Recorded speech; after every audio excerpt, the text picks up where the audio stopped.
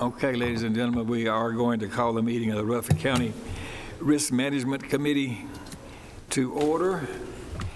And we are short one on a quorum, but we don't have anything to vote on until we get toward the end.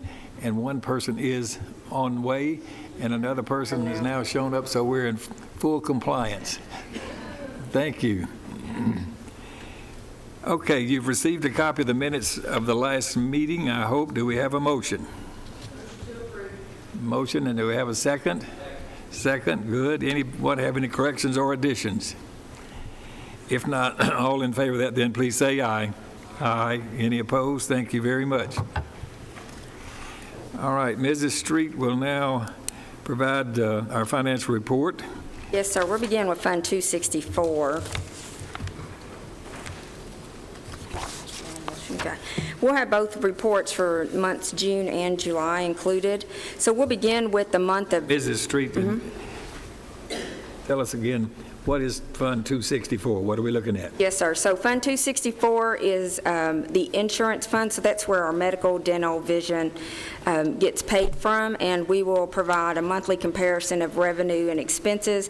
It helps to give us an indication as to how we are proceeding from both a fiscal year perspective and a calendar year perspective. And as you are aware, calendar year is what we look at in terms of rates and determining how we are tracking for the upcoming year and what our budget will need to be set for.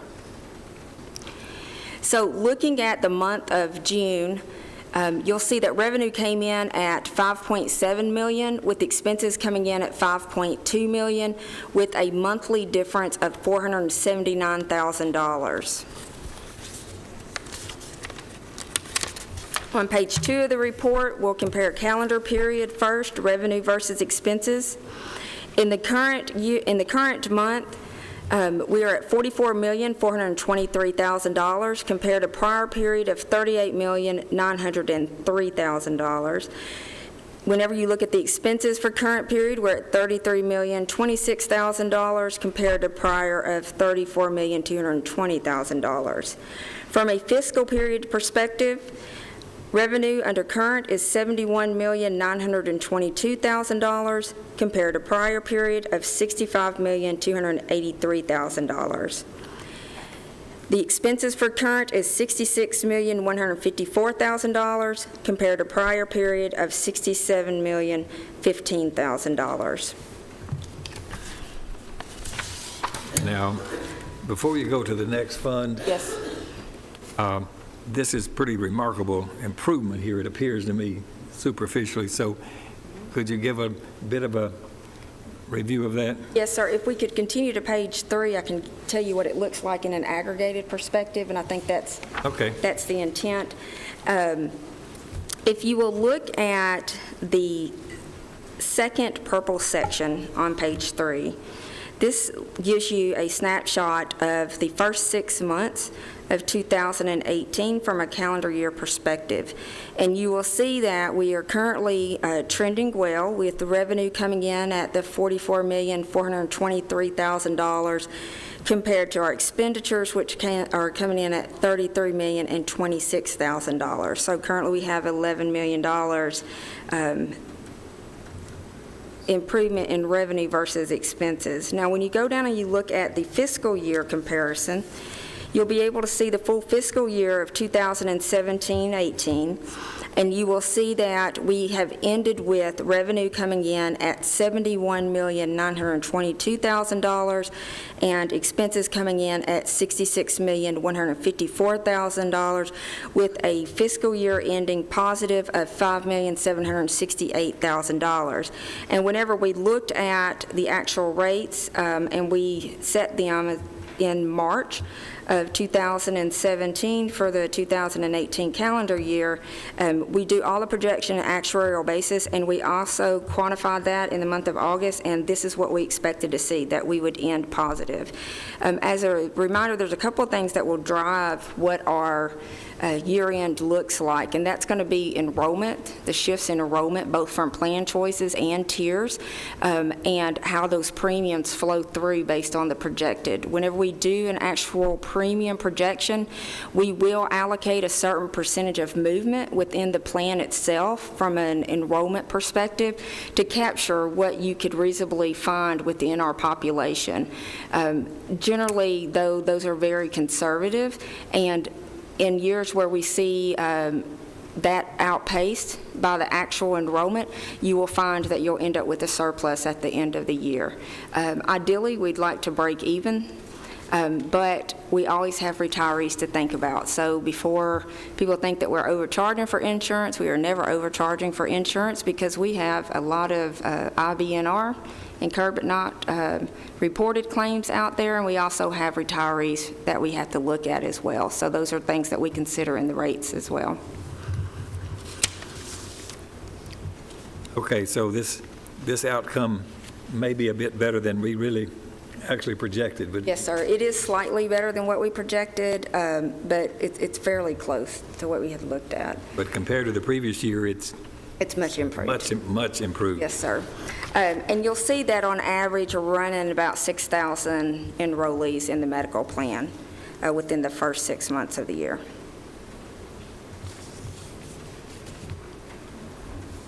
Okay, Right? continue on then. Okay. And one other thing I'd mentioned about the retirees, as you look at our accruals for the end of 2017 fiscal year, you can see what our total accrual is for our net OPEB liabilities, and you can see that it is a big number. And so as we have our expenditures come in less than revenue, then that allocates towards the total that you see at the bottom of the OPEB liabilities.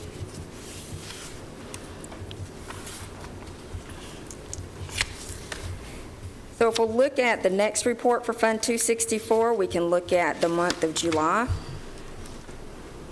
Now, what we will see over summer months is we will see a decline in revenues as we only collect premiums for 10 months out of the year for the Board of Education. Expenses will stay pretty level, if not increase over the summer months, but our revenue will drop dramatically. We will begin collecting premiums again from the Board of Education in September, but during July and August each year, we do not collect any premiums from the Board of Education. What we do is we take the annualized premiums and just collect it over a 10-month premium, so all employees are paying equally in terms of what the annual premium is. So our revenues for the month of July came in at $1,627,000, with expenses coming in at $5,651,000, with a difference by month of $4,024,000.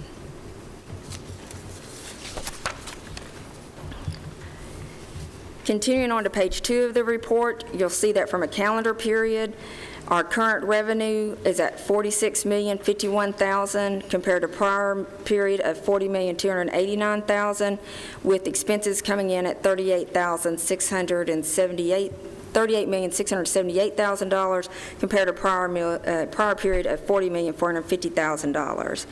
Fiscal period for July came in at revenue at $1.6 million, with prior period coming in at $1.3 and expenses at $5.6 compared to prior of $6.2.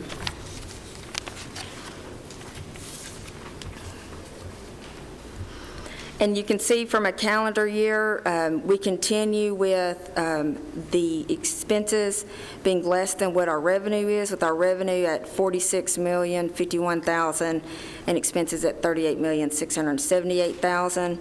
Our fiscal year is coming in at the 1.6 and the 5.6 that's been previously mentioned.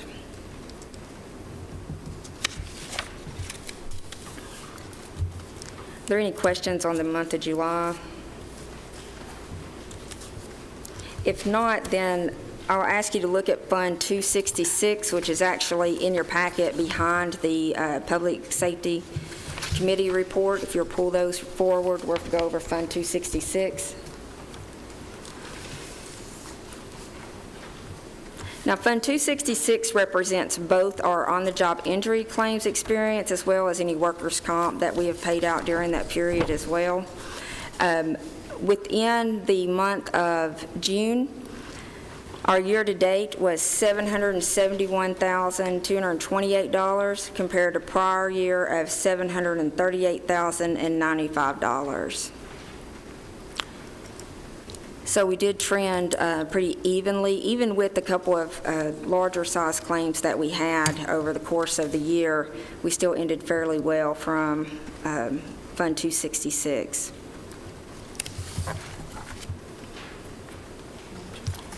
And then if you'll look at July, which is in the second report for Fund 266, you'll see that within the month of July, we ended with $81,927 compared to prior period of $180,403.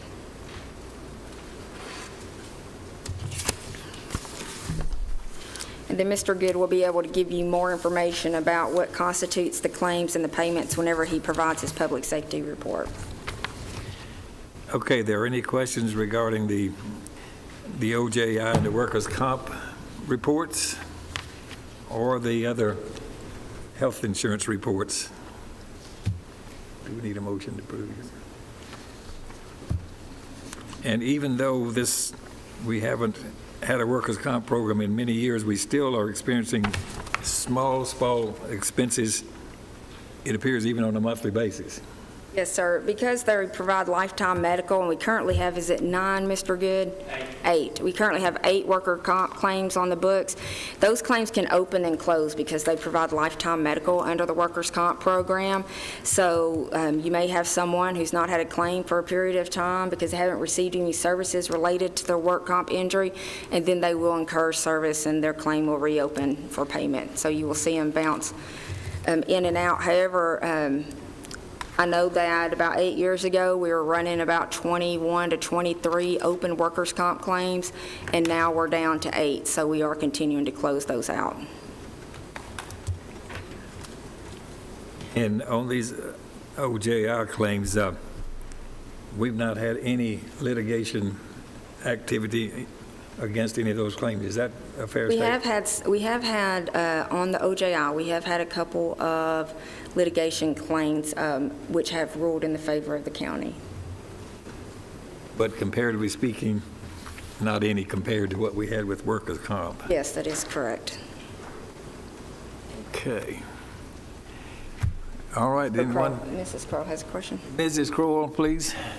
I have a question about medical enrollment for 2018. Can you tell me why our numbers fell by about 1,500 people in the month Yeah. of July? Yeah. So over the summer months, we will have, Mr. Sandvig actually called and asked me the same question. We will, it's about timing, quite frankly. Whenever we hire in people and whenever we take them off of benefits, you may see a lapse every once in a while. We don't often see it, but I did go in and look again after Mr. Sandvig called me to ensure that we had captured everything correctly, and we had. It's a timing difference for that particular 1 month. Yeah. I think we're in process and somewhere around, 600 new teachers and support staff over the summer with the Board of Ed. Does that sound about correct? Is that right? I know it's... Right, yeah. So we've got quite a few just from the Board of Ed that we have been managing. And we've also seen quite a few within County General, more so than usual over the summer months as well. It will probably just stabilize and still continue to be around 6,000 or only slightly increase. You really only see a surge in the numbers whenever we open a new school. That's typically whenever you see the numbers jump, but even then it depends on the size of the school as to what you will see. I mean, we'll never, typically jump by 1,000 or anything like that. It's usually by 100 or less. Yeah. Okay, any further questions regarding the financials or the workers' comp and OJI stats? I just have one footnote I wanted to Ms. add. Allen? For those who aren't aware, we are opening 2 schools in fall of 2019, and it will be a elementary school and a high school. So we will see a big fluctuation. Won't be 1,000, but And which 2 schools is that? it will be Rockville High School and Rocky Fork Elementary. Okay.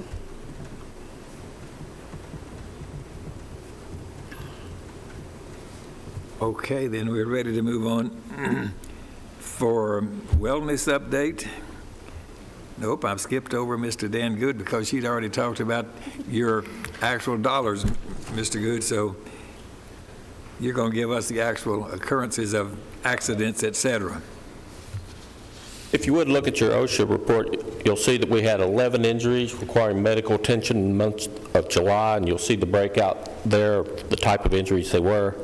That brings the year-to-date total to 135, remembering that OSHA does January 1st to December 31st, which is not the same as the reported on the financial part.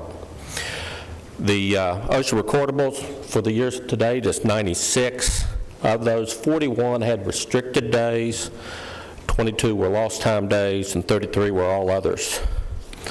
The next page of your report, you'll see the graph where it's depicting the number of injuries and claims year-to-date to the 2 previous years. This year we're at 135. The previous year at this time was 101 and 116. As you look at the graph, you'll notice there in the month of August, there's always a peak in August. That's because the schools are all coming back in. And we're in the process then. There's a lot of slip, trips, and falls. The floor's been waxed and polished in all the schools.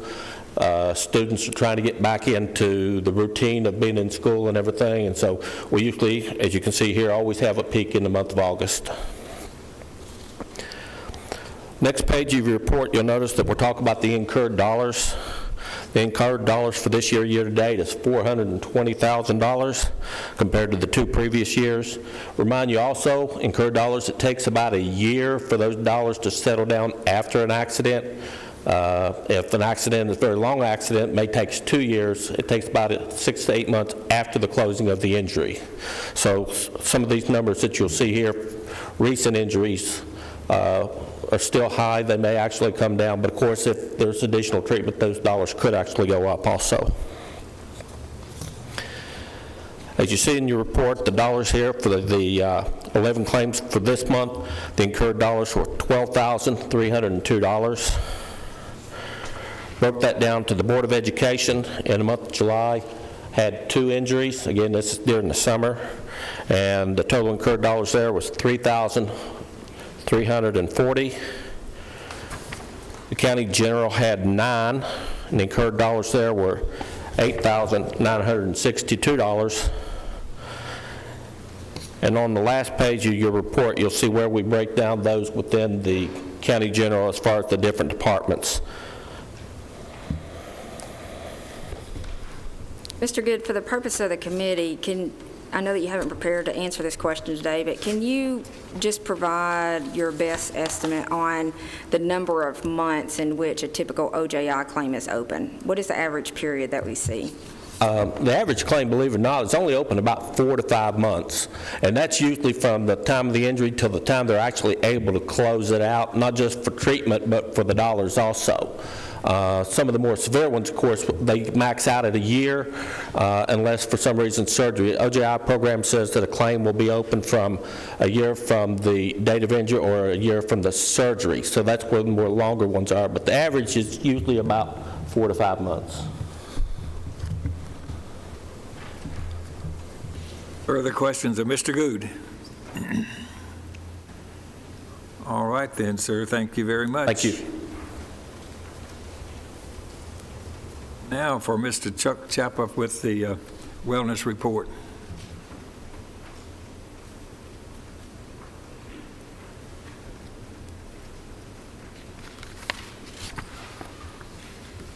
Hello, everyone.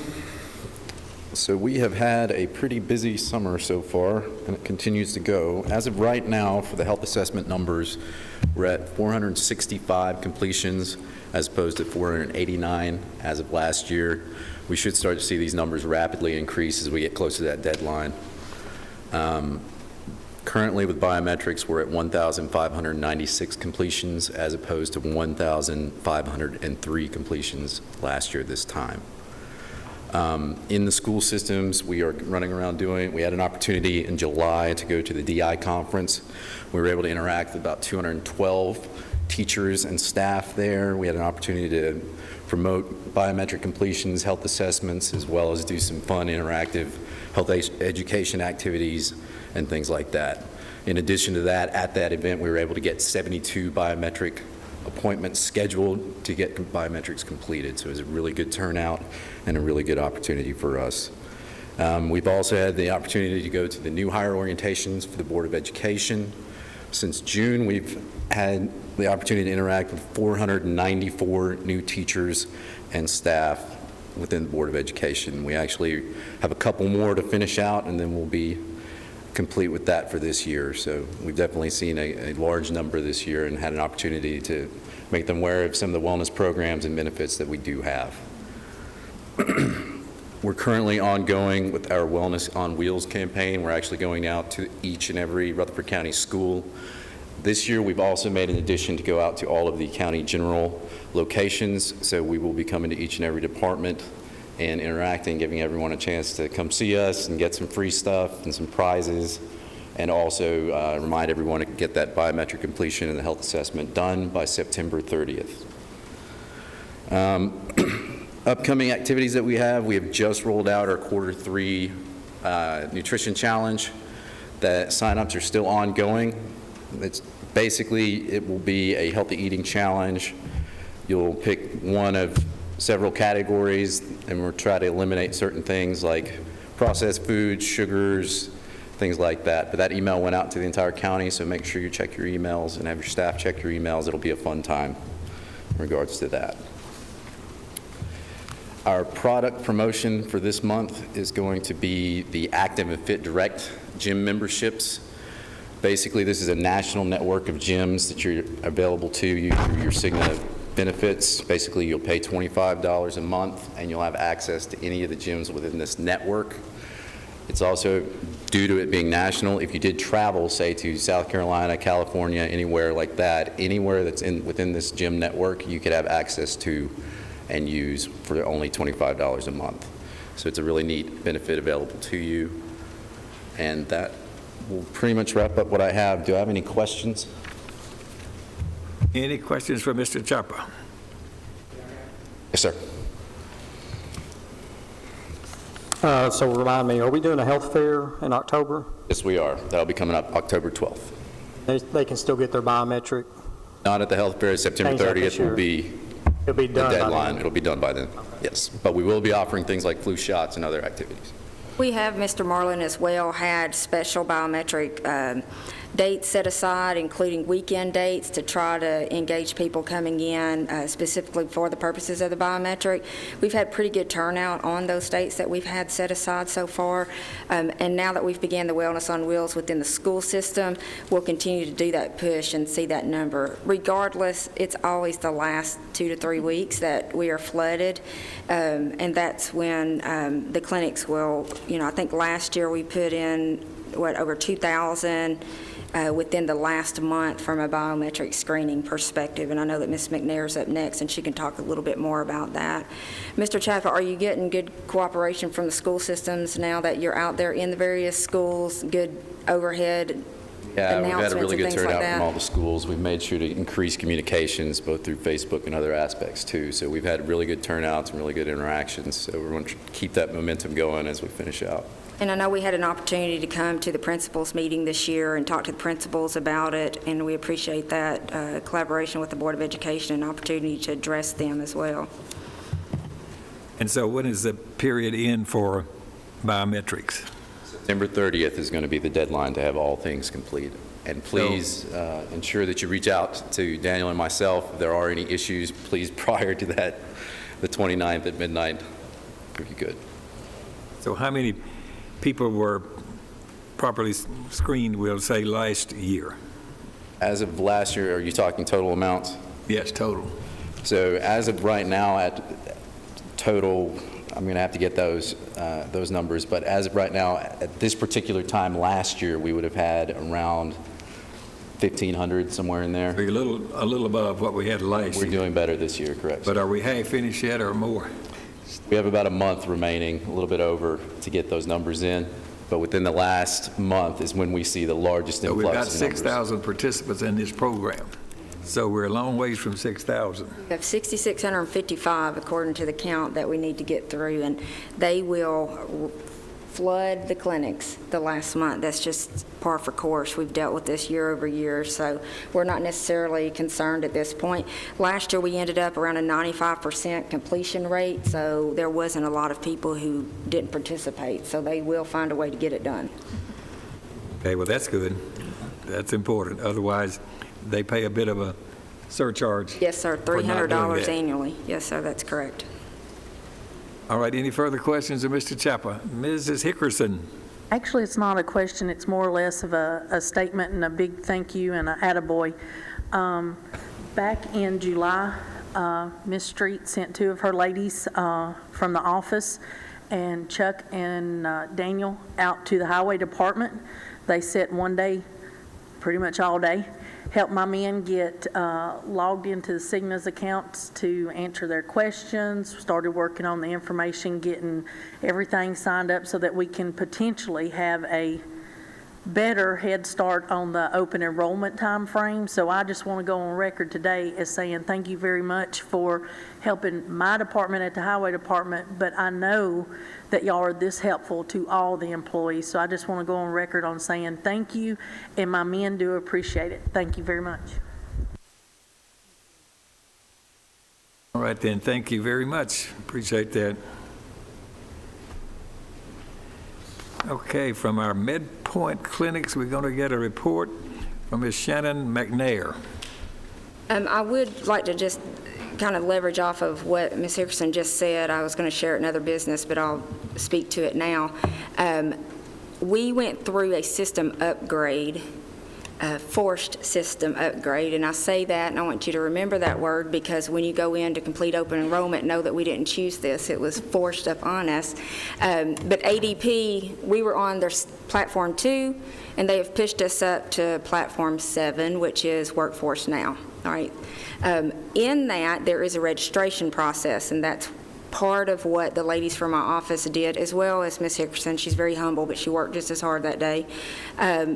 We actually sat down with her employees and helped them to get registered.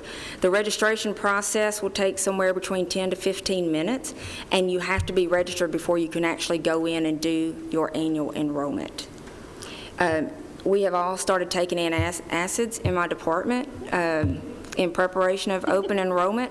We are also doing a mailer in September. September is Gleaned Registration Month.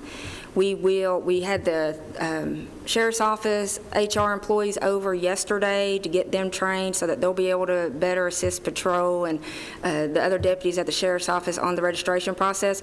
But there will be a packet of information mailed out in September to all employees telling them to go on and get registered ahead of annual enrollment. So annual enrollment is really a two-step process this year. There's the registration cycle and then our normal open enrollment period, which will start October the 15th. We are expanding open enrollment to include almost an additional week this year so that we can have more time with employees to assist them as needed. Okay. So I think I heard you say it's a 10 to 15-minute process to register. Yes, sir, it is. How much demographic information can they collect in 10 or 15 minutes? Well, you would be surprised.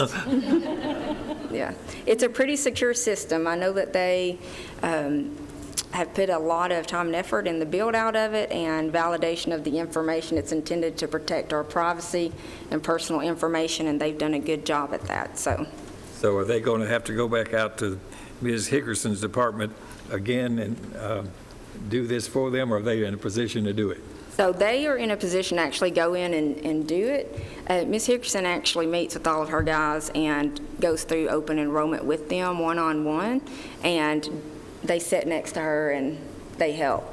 We get a lot of solid waste employees that come into our office.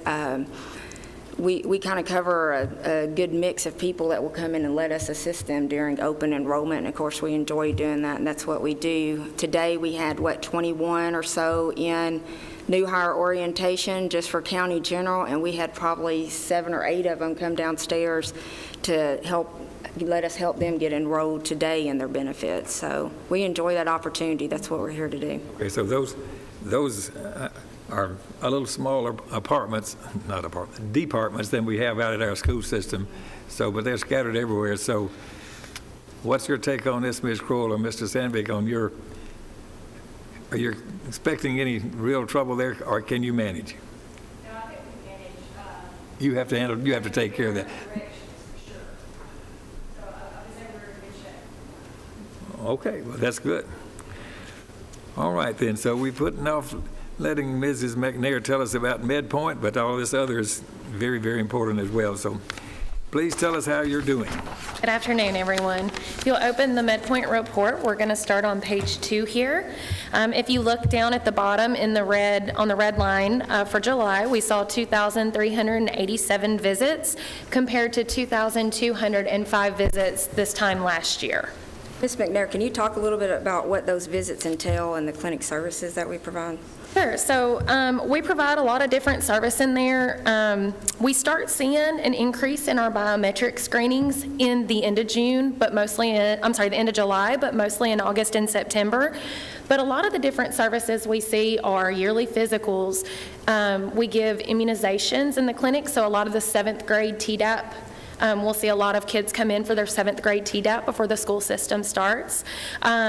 We see just sick visits. You know, we have the 3 clinics. Stewart's Creek is our only walk-in clinic. So, Tennessee, we've got a bunch of allergies. So we can see and treat your allergies, get you over-the-counter, prescribe you medications such as Zyrtec, or we carry a lot of those in the clinic prepackaged at no cost to the employees. So a lot of patients, even if they can get it over the counter, like to come and see us for that because we can provide that to them and there's no out-of-pocket cost for them. So we see the allergy injections, strep throat, flu, a lot of different sick visits, and then we manage chronic disease, so hypertension, diabetes. One of the most recent ads in the last year, I believe, is we started carrying more things for diabetic patients. We have meters at no cost to the patients, the strips for the meters. We started carrying additional insulins that are at no cost to the patient because insulin is a very expensive medication, and sometimes that can be cost prohibitive for patients. So we've worked with Rutherford County and Ms. Street and her office and getting that added to our formulary and is a new offer to the patients within the last year. We see high cholesterol, and I mean, pretty much if you think we can treat it, give us a call. Chances are we can, or we can get you in the right direction. We have open relationships in the community for referrals. So, we can get you where you need to be, even if we're not able to do it on site. Okay, and since I don't use these clinics, I don't know about them, but do you have, in these walk-in clinics, Stewart's Creek, do you have a nurse practitioner or someone there all the time?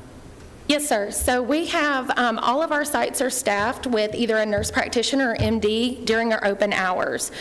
So we have one medical director that goes between our Stewart's Creek and Blackman clinics, and then we have nurse practitioners that are also at our 3 clinics. So we're always staffed with a provider at all 3 during the open times. Very good. So another question I know a little bit about, you mentioned insulin. Is Trulicity, do you provide that free of charge? We do not currently have Trulicity in the clinic. I don't think you could afford it. I just wanted to ask that question. I will say that we constantly are looking at the planned spend with Director Street and seeing what are some cost-saving opportunities that we can provide to the employees of Rutherford County. So we are consistently looking at those opportunities. Okay, well, good for you. So continue on there. Okay, if we go to the next page, it's just a quick snapshot. I won't spend a lot of time on this page because as most of you probably remember, we ended the contract with Vanderbilt at Walgreens back at the end of April, so you will not see any numbers reported on that page for July. On the next page, you'll just see a quick snapshot for our wellness coordinator and registered dietitian that does one-on-one counseling there on site with the Rutherford County employees. In July, my wellness coordinator saw 50 total visits. 41 of those were follow-ups and 9 initial visits. The registered dietitian in July saw 19 total visits, with 14 being follow-ups and 5 being initial visits. During the summer months, a large portion of our patients are teachers, so sometimes what we see is those numbers really go down because people are on vacation, they kind of get out of their routine, and so we really try to encourage them, even if they're coming weekly and then they go off for summer break, let's just meet once a month so that we can keep, you accountable and keep you in routine. So even if they decide they want to take some time off, we still try to have that accountability for them. So I'm happy to see that our wellness coordinators visits were in the 50 area there for July, because that's... So what does the wellness coordinator typically do during a visit? So it depends on what type of visit it is. If it's an initial visit, the first thing is getting to know the patient, what their goals are, what they want to achieve out of this, whether they're actually to see us. And then they do different things, from measuring body fat to talking about exercise. She will give some basic information about nutrition, but if a patient is needing more in-depth information about nutrition, or if they have a medical condition that we want to try to eat to match that, some patients have kidney disease, or, they have to increase their iron or things like that, then we would refer that to the registered dietitian so that they can get more detailed. Or if they just need a specific, I need a jump start, I need a written out nutrition plan, and I need help doing that. So we would refer that to our dietitian as well. But they do everything from exercise to nutrition. Even I know we have some patients that just need that accountability. I need to unload. I had a hard day and this is what happened. And instead of stress eating, I'm here talking to you about it. And, we stay within our scope, but we're there to provide that support in any way we can provide it. And now this wellness coordinator and this registered dietitian, are they there every day or just there on selective days by appointment?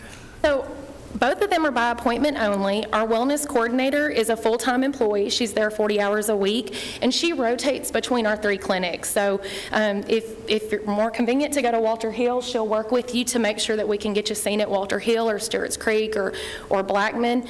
But they are appointments in the clinics. And then the registered dietitian is a part-time employee at 20 hours a week, and she sees patients at Blackman Elementary Clinic. Okay. Additional questions well, you're not quite through. You've got something. Got one more. You've got one more page One there. more slide. Our per employee per month summary. If you guys will look down to July of 2018, you see our office visits up at 2,387. Our total expenses for that month were $284,182 for a cost per visit average of $119, and per employee per month at $43. Any questions about that slide? And how does that compare to what we may have experienced previously? We can see down below there what was happening previously, so it's in the same range of, relatively speaking. Yes, sir. In July, August, and September, we definitely see that the expenses go up. We do more biometric screenings and then follow-ups for those biometric screenings. So part of our biometric screening process in the MedPoint Clinic may be a little bit different than that out in the community world. So we draw the labs, but then we have our provider review those labs. Every patient gets a letter letting them know if it's normal or abnormal, as well as their lab results, and a brochure letting them know what those numbers mean. You're at risk for diabetes, or you're pre-hypertensive. So every patient should get a brochure with their lab results and their letter.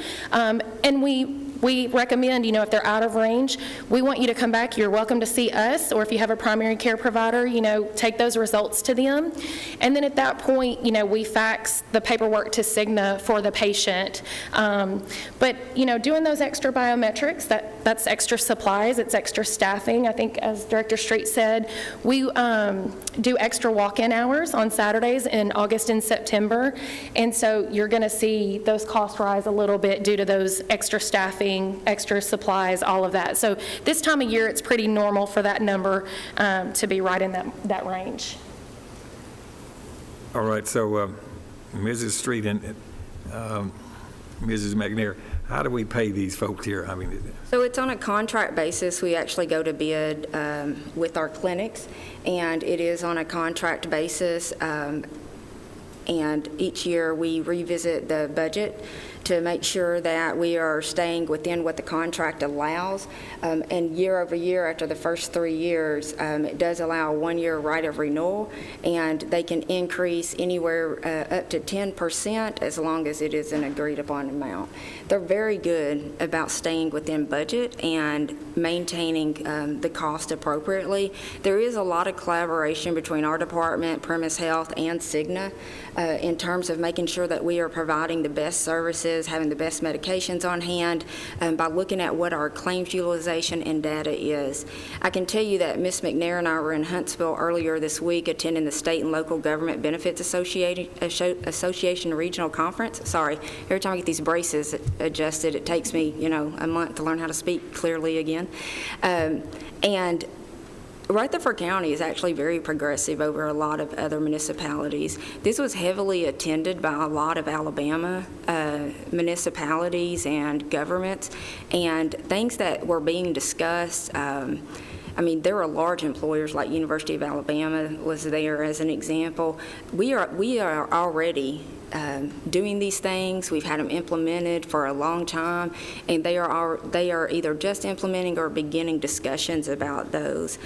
So I felt very good about not only what we're doing from an insurance perspective and employee offering, benefits offering, but also what we're doing within our medical clinics.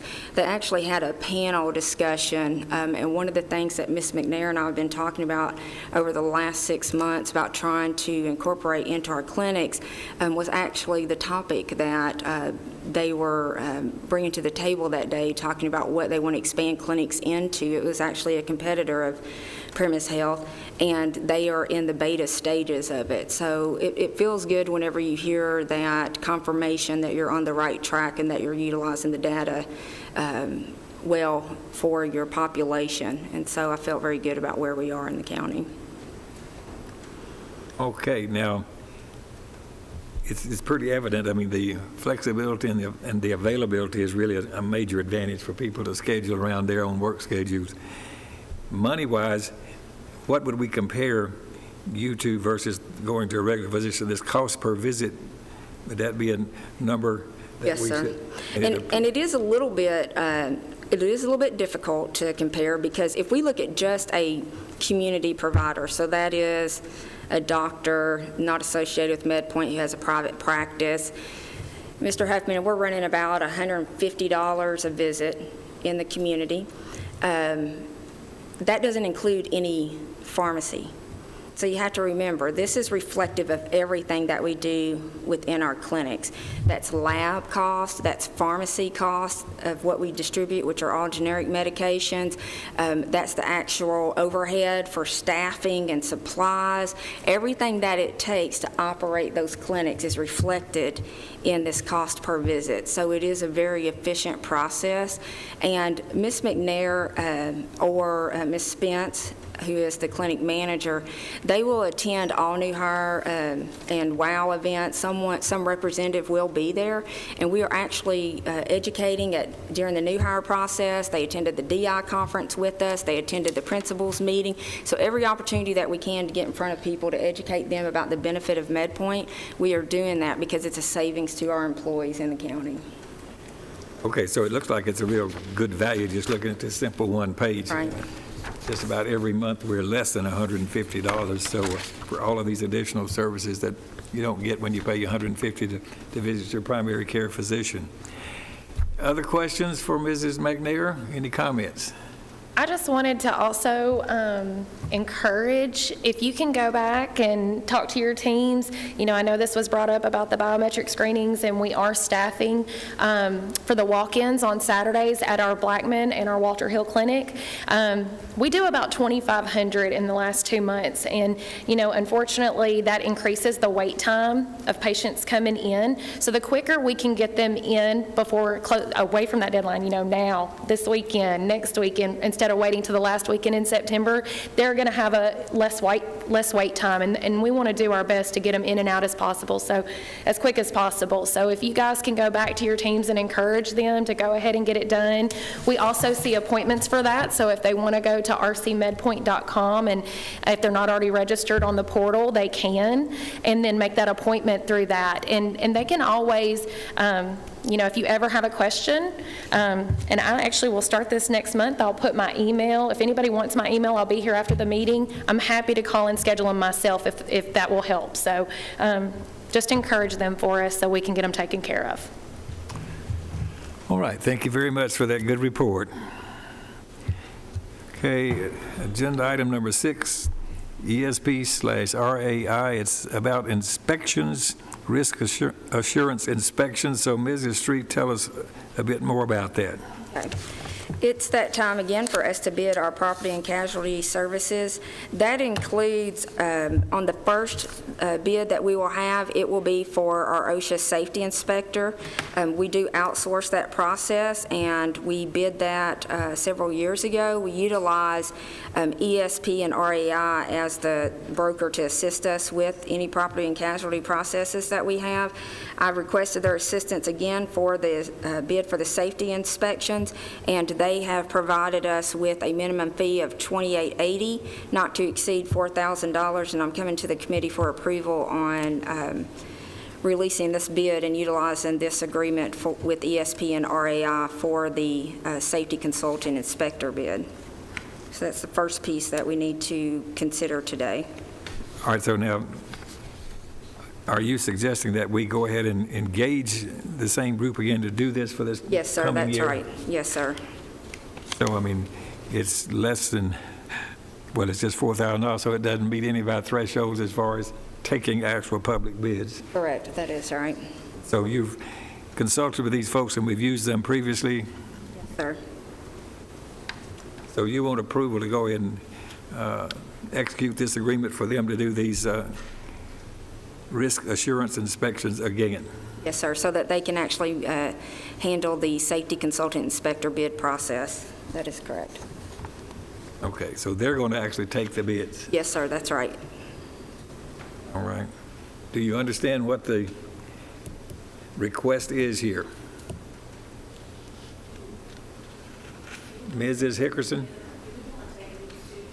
Since they're two separate agreements, I thought we would vote on them separately. I'll motion to approve the up to 4,000, not to exceed 4,000 on the sections with ESP and RIA. Okay, and that is for, what's the differentiation here? What can we say this one is for? This one is the bid process for the OSHA safety consultant and inspector. Okay, so for the OSHA safety consultant / inspector, okay. We have a motion. Do we have a second? Mr. Sandvig and Ms. Allen and others, I believe. Further discussion or questions? All right, all of you in favor of that, then please say aye.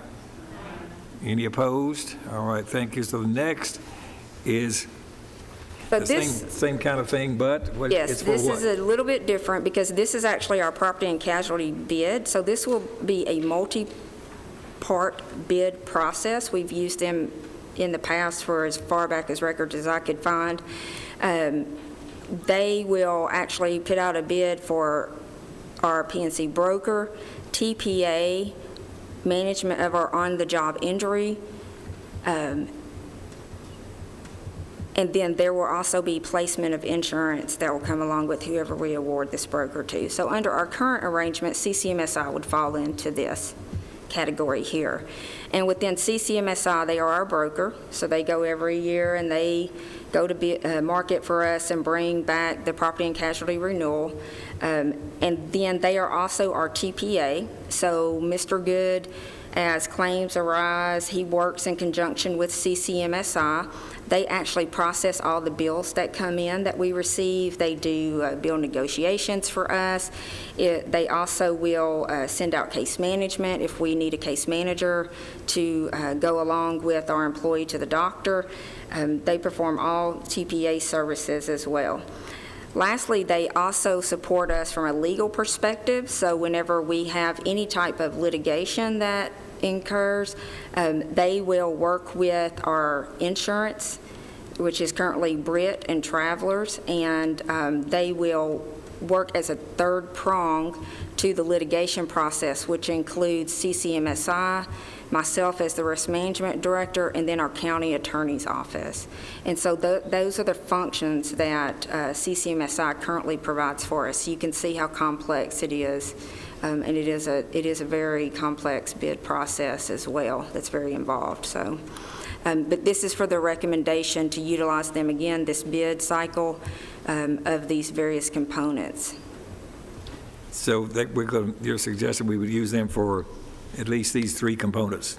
Yes, sir. So the bid will be all-inclusive, but it will cover all these various areas inside of the bid process. So it's at least three. Those, the final bid recommendation for the property casualty insurance, on-the-job injury, TPA, and the broker services program. Yes, sir, that is correct. So we may wind up, which we have now, 4 separate. Right now, we have it all under one umbrella, but last time, we would have some that would bid only parts. So they may only want to do the TPA services. Somebody else may only want to be the broker. So we try to encourage organizations who can fulfill all the needs for administrative simplification, but we will look at the bids that we receive to determine whether or not we keep it all together or break it apart. We're just using this firm to actually coordinate Yes, this that's correct. process of receiving these bids from various individual organizations for these 4 purposes at least. Yes, that's correct. Okay, do you understand that? Mr. Sandvik? Motion to approve? All right, do we have a second? Was that Mrs. Hickerson again? Questions? Mayor, I got one. So this is for 2 years? On this particular one, I'm sorry, point out to me where you're looking at the 2 years, Mr. Marlin. It says it starts November 1st and will terminate upon the final of 2019 to 2020. So the way that it works is the November 1st date is when we will start the bid process, and then once we've completed that process, their duties will be complete as well. And it's normally a few months. Yeah, this is only going to be for this one time, one Right. occurrence that they're going to put together these bids. Correct. And bring them forward for recommendation. Right.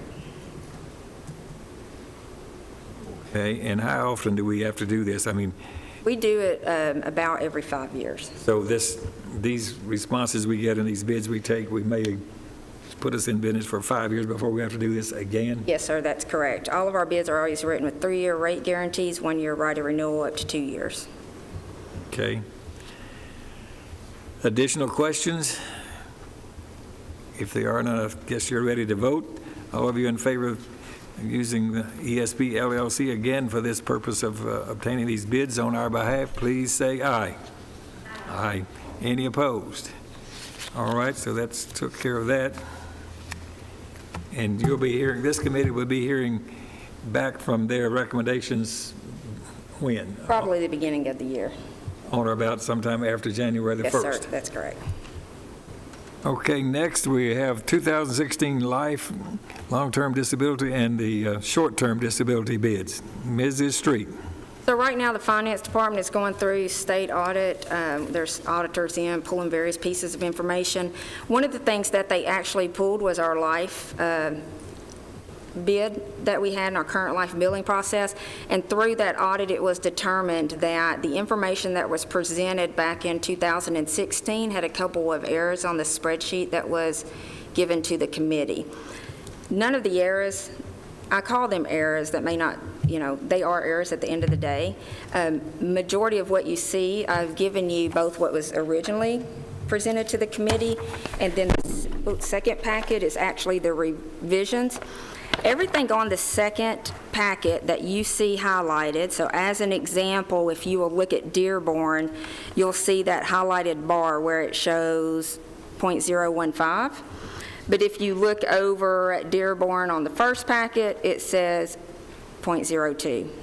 It's a rounding issue with the equation that was in the Excel spreadsheet that the broker had used.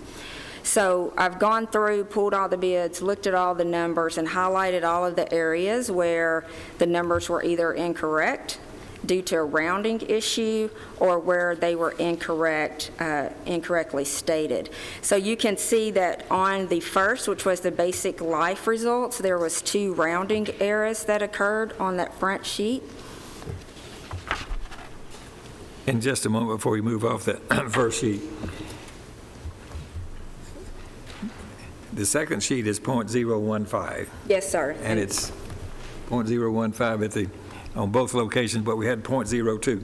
Yes, correct. As a matter of practice, what was the actual charge? Was .015 what we actually paid these people? So we actually awarded the contract to the standard, so we didn't pay either one of these companies anything. So that wasn't... Right. So we have, even though it's incorrect on this, so the contract went to the standard for the life insurance. For short-term disability and long-term disability, it went to Cigna. We have been paying everything correctly. It's just that it was reflected wrong on these documents so that we can have clear document trail. That's the reason these are being brought back to you today. But in terms of billing and payment of premiums, all of that has been done correctly with the vendors that were selected.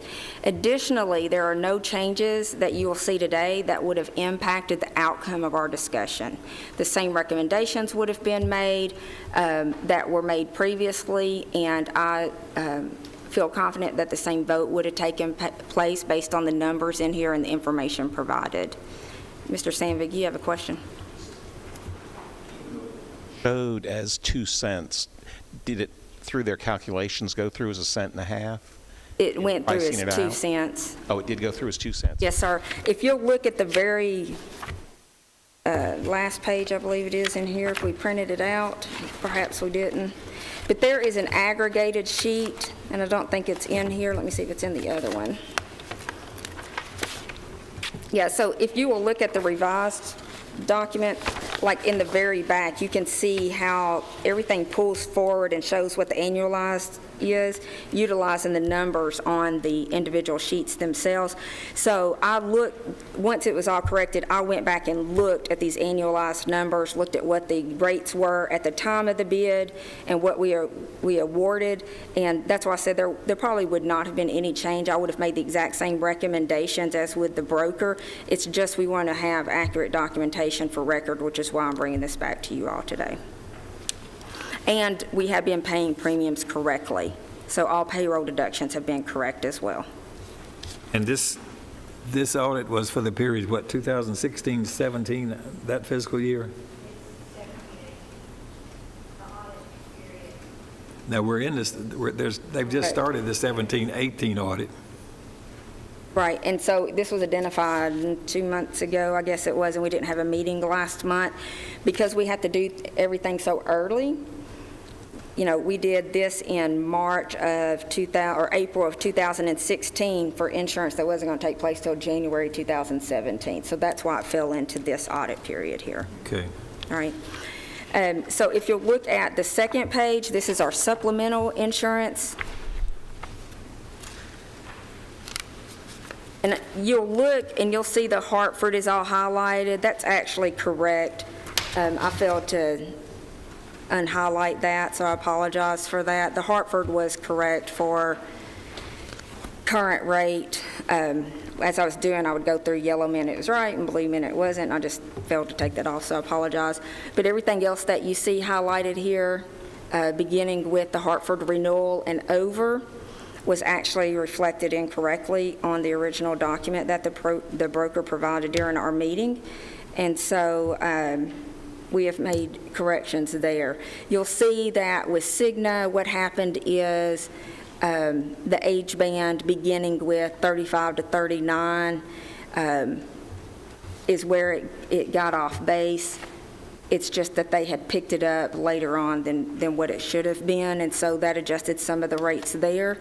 There is a difference on the child supplemental where it's showing that on the Hartford that it was available when it actually was not. Looking at Sun Life, you will see that there is an NA showing for Child Life when Child Life was actually available.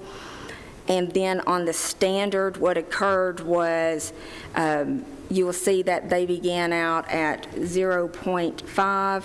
It should have been 0.6 for the first 3 tiers, not as reflected, and then all the tiers between 35 and age 75 had gotten off as well. But even whenever all those corrections were made, it was still the best option to go with for our employees and for the county. So our basic rate went almost in half of what we were paying at the time, and that's what we had communicated. And then on the standard, the rates actually ended up matching what was being paid at that time by employees through the Hartford. However, their guaranteed issue went up to $350,000. And since there was so much savings for the county and it was neutral for the employees and actually improved their guaranteed issue, the recommendation was made to the committee to go with the standard, and I would still support that today. So again, did we charge the employees the proper rates? Yes, sir, we did. The reason we charge them the proper rate is we don't set our rates off of these actual sheets. We go through a full implementation with the carrier where they will provide contracting and they will provide various pieces of information, and there is one section of implementation that's always specific around premiums, and so we captured correct rates through that implementation process and built the systems appropriately.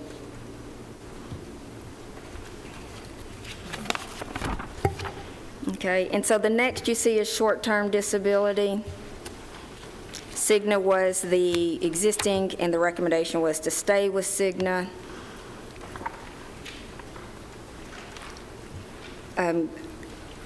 The next is long-term disability. Cigna was the company that had it at time of bid, and the recommendation was to keep the 2 products together. We've seen great improvement for our employees having those with the same carrier.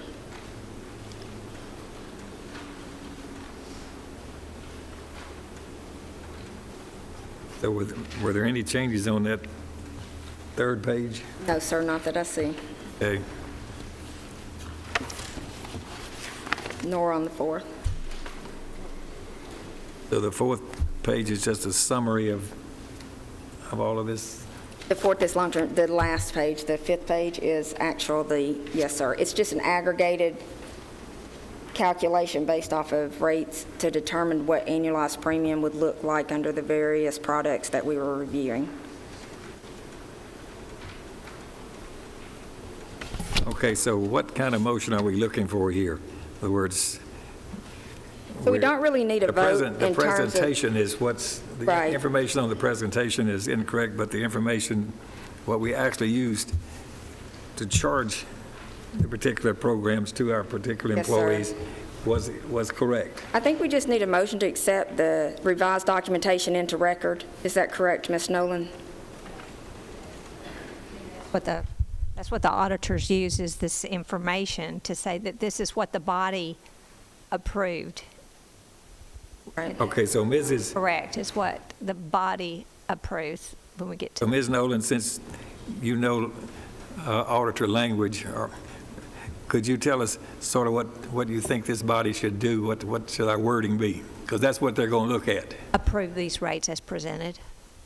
So approve the revised Rutherford County, well, it's a series of 4 different products, right? The revised rates for basic, supplemental life, short-term and long-term disability as presented. Okay. Do we have a motion to that effect? Mrs. Crowell? And Mrs. Hickerson? Further questions? It's a bit confusing, but at the last stop, no harm, no foul, no harm. Mrs. Allen? I just have a general question. We just received an award from the State Comptroller's Office for having no findings. Is this classified as a finding? We will know if What was the answer? Or exit yet. What was most important, what I told Mr. Reed, what was most important to me is that what we were charging employees and deducting agreed to contracts that were signed, and that was a yes. The only reason that I ask, and it's more of a pride thing than anything else, that there are so few counties in the entire state, and every department had to have no findings in order for us to receive that award, that I just wanted, before I continue to brag about it, I just want to make sure that that's still a valid statement. For the 17 years. For 16-17, yes. So this would affect 17-18. Okay. Right. Okay, thanks. You have a few So more months. They're yet to maybe make more. their written report for 17 to 18. They've just gotten started on that. Okay. I have a statement or a question. So basically, the paperwork that hit our desk here to look at, there was an error in the paperwork. But when it was voted on and signed contracts, the numbers were proper into what was physically bid and what was put into the computer and charged to our employees and to the county for all of the headache stuff of. So one exception to what you just said, what was voted on contained incorrect numbers. However, the revised sheet led to the same recommendation. Also, Mary, what was bid, what they bid is what is contracted, is what we did. Right. So basically, the bid that was open got signed, and it was exactly Correct. right. Yes, that's right. This was just something that a human being Correct. looked at a second piece of paper and made to make it easier for our life of sitting on this committee, budget committee, and county commission. So what was opened in the sealed bid matched what you signed a contract on that was put into the computer. It was strictly a typo error, basically. Correct. On a human being working on paperwork. Yes, To make it that's simpler for us. correct. Mr. Stenby?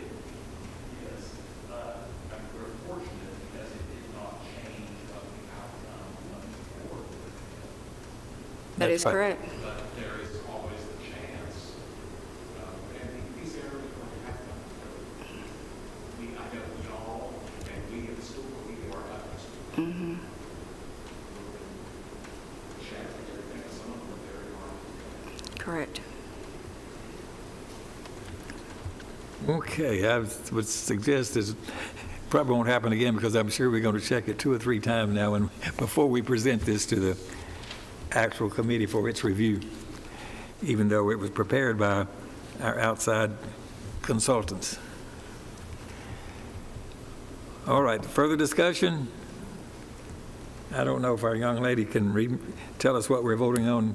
Have you got that motion over there that you think will pass muster when the auditors review it? Read it back to us if you can. Yes, sir. It is to accept the revised rates on basic life, supplemental life, short-term disability, long-term disability as presented today. Okay? All right then, any further discussion? All of you in favor of that, please say aye. Aye. Any opposed? Thank you very much. Is there any other business to come before this body? Ms. Street, anything else from you? No, sir, I know you're very sad to have this be the last one of these meetings that you get to lead. We would like to just thank you one more time for everything you've done. You know, this is